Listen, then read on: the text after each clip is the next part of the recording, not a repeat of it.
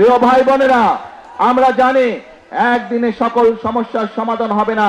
যেভাবে স্বৈরাচার এই দেশের অর্থনীতি বলেন, এই দেশের পররাষ্ট্রনীতি বলেন, এই দেশের শিক্ষা ব্যবস্থা বলেন, এই দেশের স্বাস্থ্য ব্যবস্থা বলেন, প্রত্যেকটি ব্যবস্থাকে ধ্বংসপ্রাপ্ত করে দিয়ে গেছিল।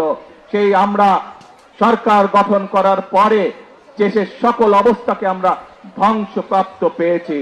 সেজন্যই প্রিয় ভাই বোনেরা, আমাদেরকে ধ্বংস থেকে গড়ে তুলতে হচ্ছে।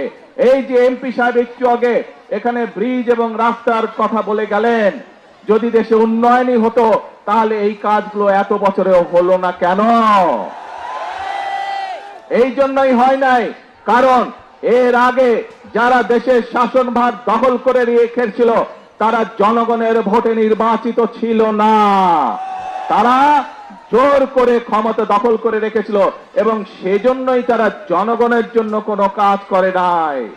আমরা দেখেছি, আমি জানি সমগ্র দেশের মানুষ, বিভিন্ন শুধু ঢাকা শহর না, ঢাকা শহর সহ বাংলাদেশের সকল মানুষ, সকল জেলা উপজেলার বহু মানুষ বিদ্যুতের কষ্ট ভোগ করছেন এই মুহূর্তে।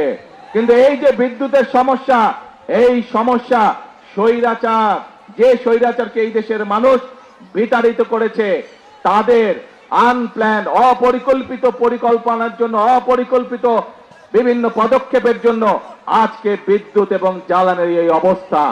প্রিয় ভাই বোনেরা, আপনারা যেহেতু বিএনপিকে নির্বাচিত করেছেন, বিএনপি দেশের মানুষের দল, বিএনপি এদেশের স্বার্থেই কাজ করবে, বিএনপি এদেশের মানুষের স্বার্থে কাজ করবে।